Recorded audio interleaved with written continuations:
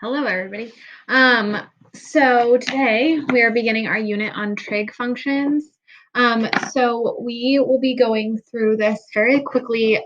Today is just like parameters and transformations of trig functions, and then tomorrow will be applications of trig functions. So this is like super quick.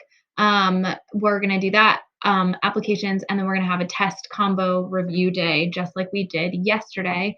And then we'll be done with this unit and we'll move on to rational functions. So we will be done with this week.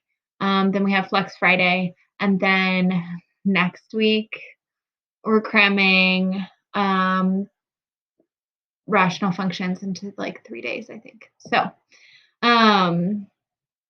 yeah, so it's going to be a stretch, but we're going to get this together as much as we can. All right, so we're going to talk about amplitude, period, and midline. Those are three parameters of trig functions that we need to know about. So we're going to start with amplitude, which is up here. I'm going to use some colors. I'm going to use yellow, green, and pink highlighter if you care. So we're going to start with amplitude.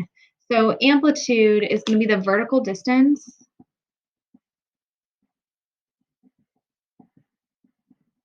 between the max and midline, or it could be the vertical distance between the min and midline. Okay, and this amplitude is represented by the number that's in front of the sine or cosine function right there. Okay, and so if I'm going to go ahead and draw in a sine function. So a sine function always starts at 0, so it starts right here. It goes up and hits a maximum at this first tick mark, which is at, let's see, this is 2 pi, pi over 2, and 3 pi over 2. Okay, so it hits our maximum at pi over 2. It's going to hit 0 again at pi. It's going to hit our minimum at 3 pi over 2, and then hit our midline again at 2 pi. So it's going to look kind of like that.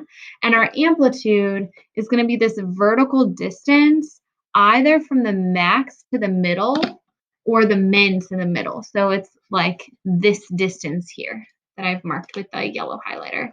Cosine is a little bit different. It starts at a max, then hits the midline, then goes down to a min, midline, and then max. And then this is 2 pi, pi, pi over 2, and 3 pi over 2. Okay, so it's going to go something like this. Again, we can find our amplitude here.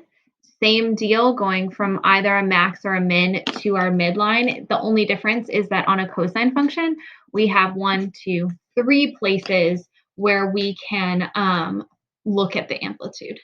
Okay, the next thing we're going to look at is a period.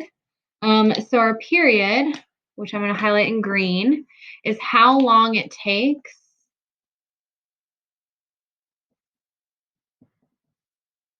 to complete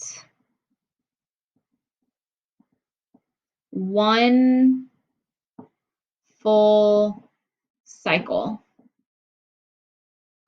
So, oops, I didn't mean that question mark there. So it's how long it takes to complete one full cycle. So one full cycle basically means we're starting and ending at the same place on the graph. So here we start at the midline, and then we end on the midline, and we hit both a max and a min along the way. Okay, so we cover every part of the graph. For cosine, we start at a max, so that means we have to end at a max. On the negative, if you had the negative cosine, it would start at a min. It would have to end on a min as well. We pass through every single possible point on the curve. We start at a max, hit our midline, go all the way down to our minimum, and then we go all the way back up to our maximum and end at the same place.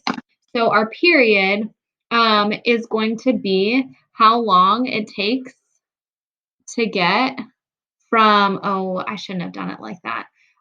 Is how long it takes to complete one full cycle. So going all the way starting at one place, ending at the same place, okay? And now our period is a little bit more difficult to calculate. So our period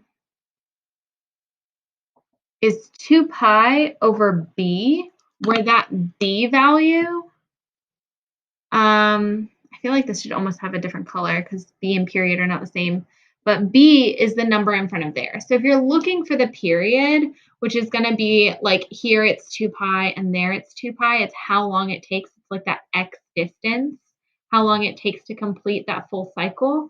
You're going to take 2 pi and divide it by b, where b is the coefficient of x in front of our inside of our trig function, okay?